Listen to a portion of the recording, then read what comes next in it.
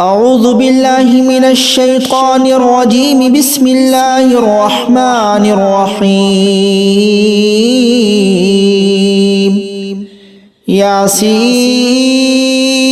والقرآن الحكيم إنك لمن المرسلين على صراط مستقيم تنزيل العزيز الرحيم لتنذر قوما ما أنذر آباؤهم فهم غافلون لقد حق القول على أكثرهم فهم لا يؤمنون إنا جعلنا في أعناقهم أغلالا فهي إلى الأذقان فهم مقمحون وجعلنا من بين أيديهم سدا ومن خلفهم سدا فأغشيناهم فهم لا يبصرون وسواء عليهم أنذرتهم أم لم تنذرهم لا يؤمنون إنما تنذر من اتبع الذكر وخشي الرحمن بالغيب فبشره بمغفرة وأجر كريم إنا نحن نحيي الموتى ونكتب ما قدموا وآثارهم وكل شيء أحصيناه في إمام مبين واضرب لهم مثلا أصحاب القرية إذ جاءها المرسلون إذ أرسلنا إليهم اثنين فكذبوهما فعززنا بثالث فقالوا إنا إليكم مرسلون قالوا ما أنتم إلا بشر مثلنا وما أنزل الرحمن من شيء إن أنتم إلا تكذبون قالوا ربنا يعلم إنا إليكم لمرسلون وما علينا إلا البلاغ المبين قالوا إنا تطيرنا بكم لئن لم تنتهوا لنرجمنكم وليمسنكم منا عذاب أليم قالوا طائركم معكم أئن ذكرتم بل أنتم قوم مسرفون وجاء من أقصى المدينة رجل يسعى قال يا قوم اتبعوا المرسلين اتبعوا من لا يسألكم أجرا وهم مهتدون وما لي لا أعبد الذي فطرني وإليه ترجعون أأتخذ من دونه آلهة إن يردني الرحمن بضر لا تغني عني شفاعتهم شيئا ولا ينقذون إني إذا لفي ضلال مبين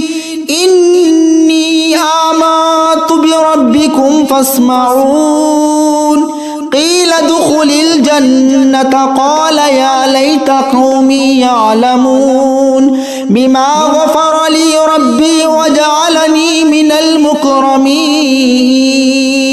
وما أنزلنا على قومه من بعده من جود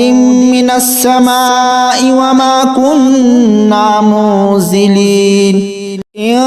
كانت إلا صيحة واحدة فإذا هم خامدون يا حسرة على العباد ما يأتيهم من رسول إلا كانوا به يستهزئون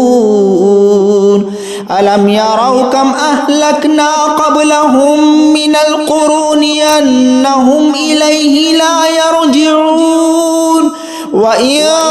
كل لما جميع لدينا محضرون وآية لهم الأرض الميتة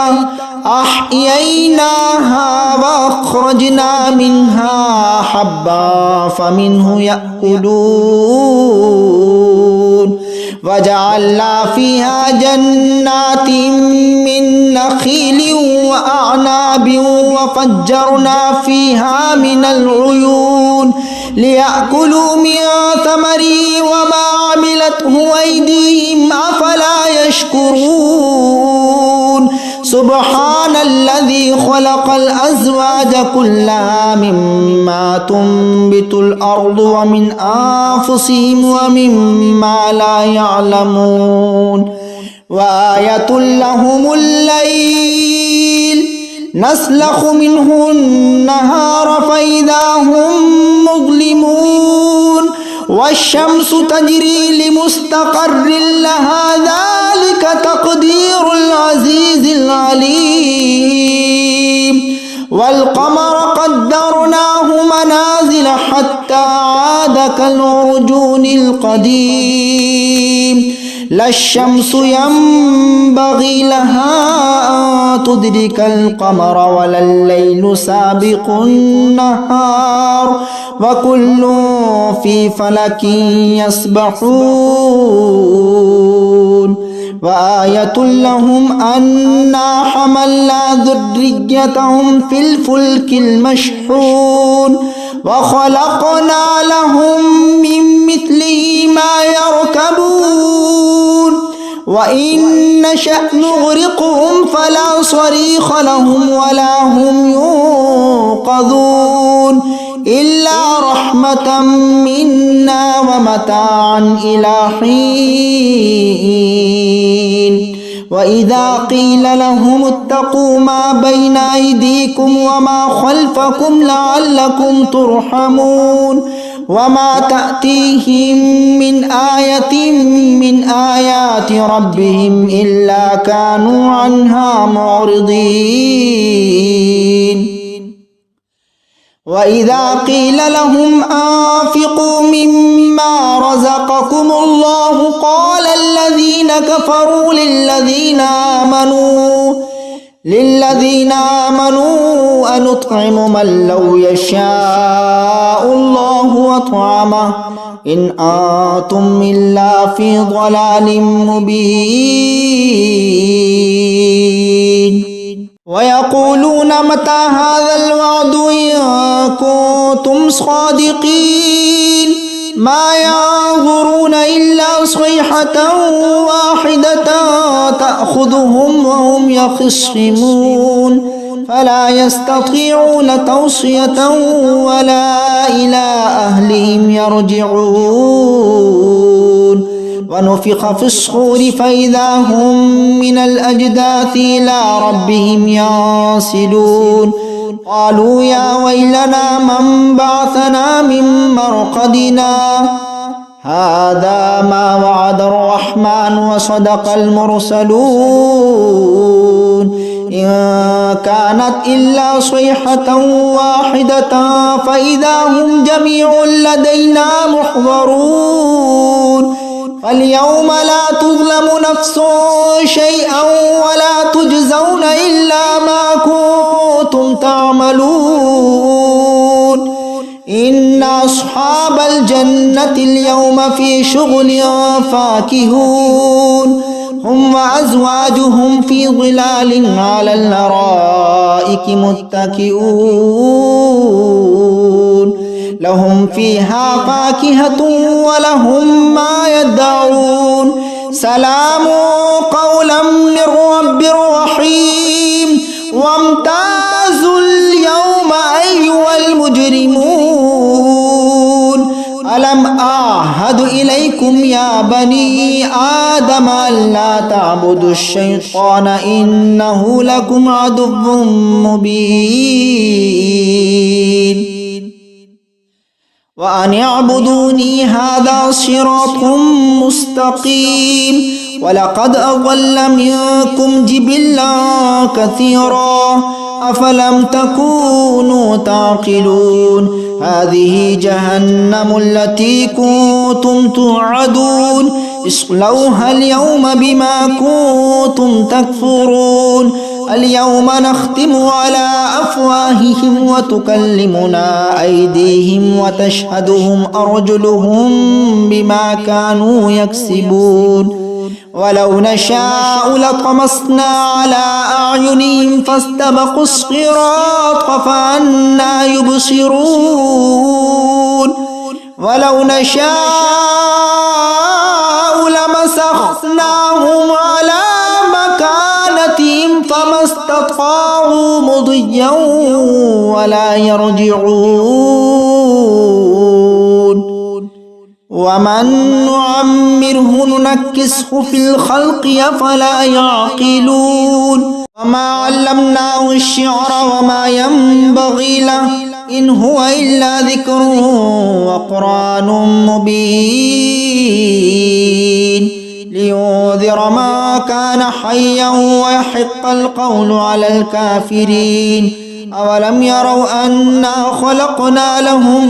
مما عملت أيدينا أنعاما فهم لها مالكون وذللناها لهم فمنها ركوبهم ومنها يأكلون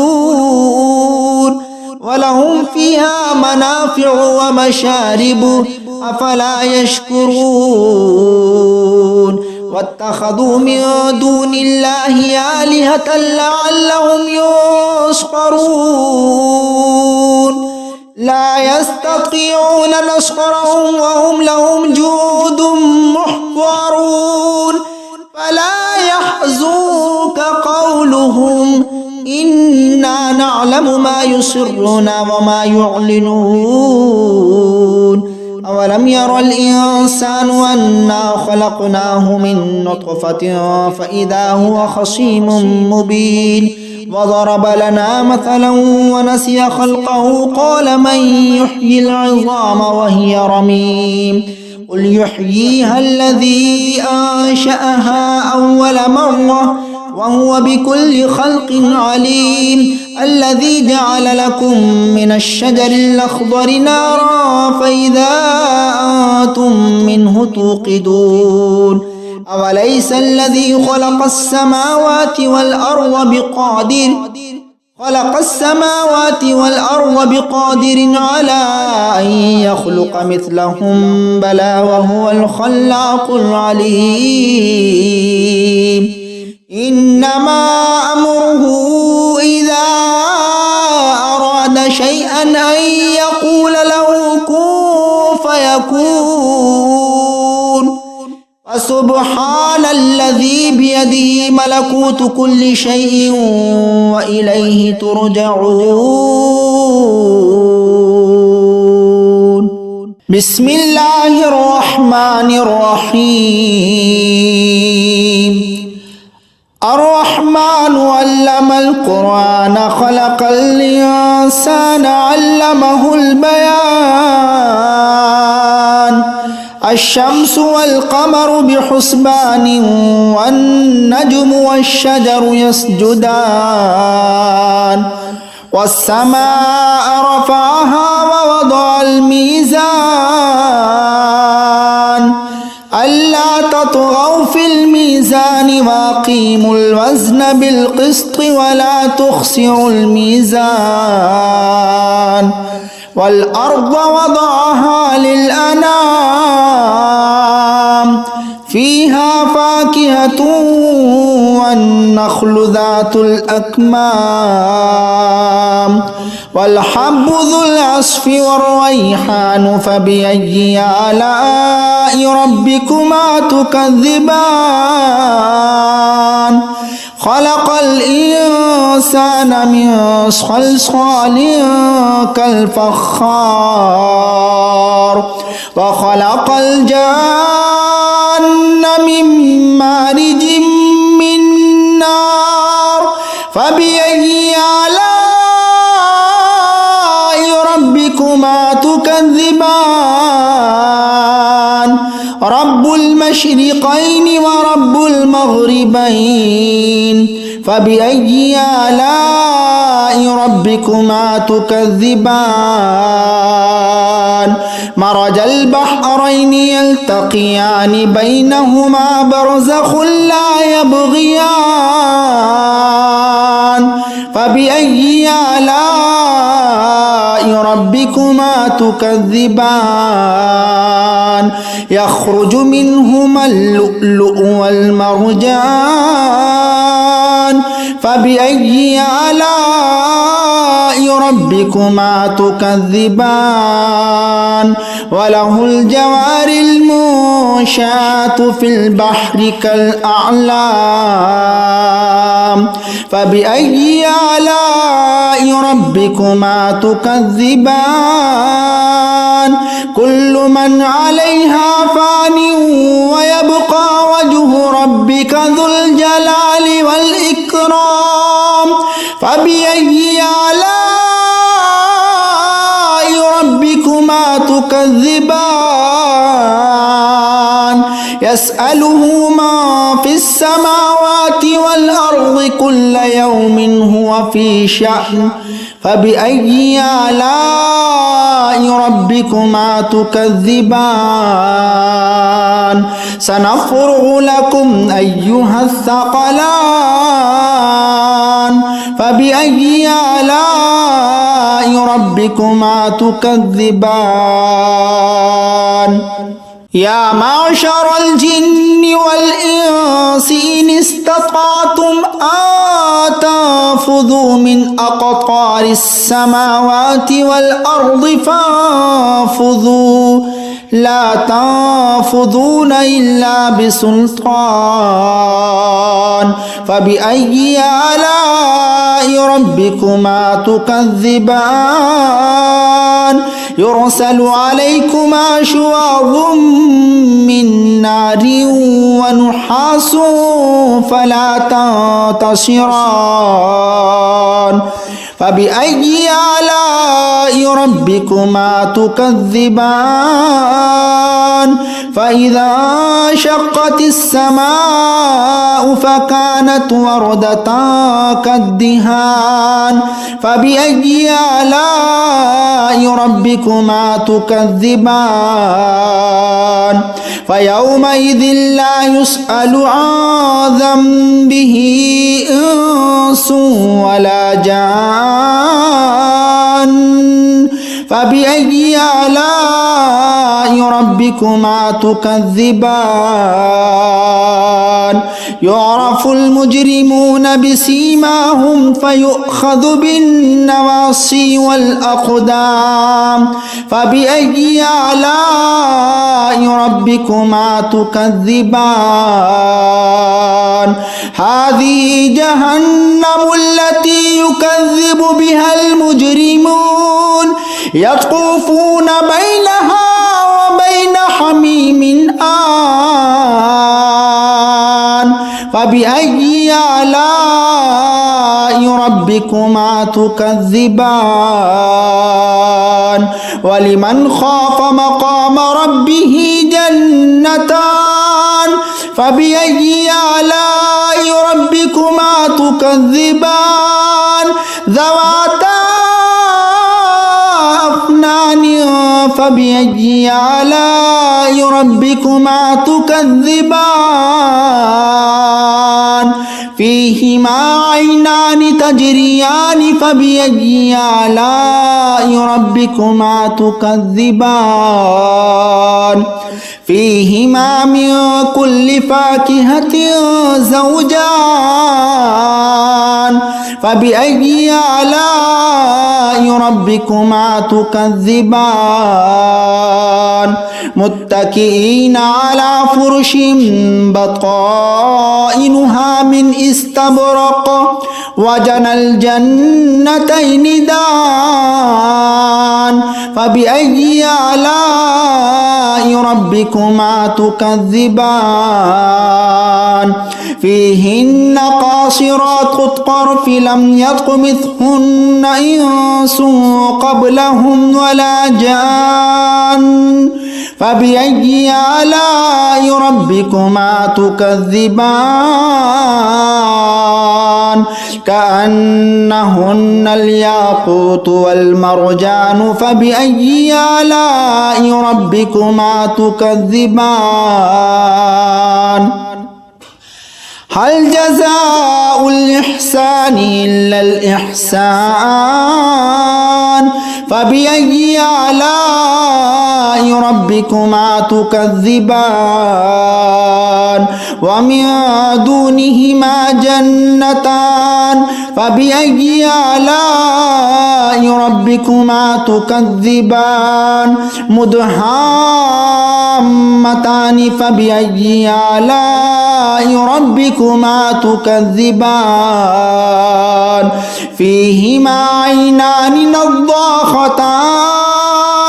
فبأي آلاء ربكما تكذبان فيهما فاكهة ونخل ورمان فبأي آلاء ربكما تكذبان فيهن خيرات حسان فبأي آلاء ربكما تكذبان حور مقصورات في الخيام فبأي آلاء ربكما تكذبان لم يطمثهن إنس قبلهم ولا جان فبأي آلاء ربكما تكذبان متكئين على رفرف خضر وعبقري حسان فبأي آلاء ربكما تكذبان تبارك اسم ربك ذي الجلال والإكرام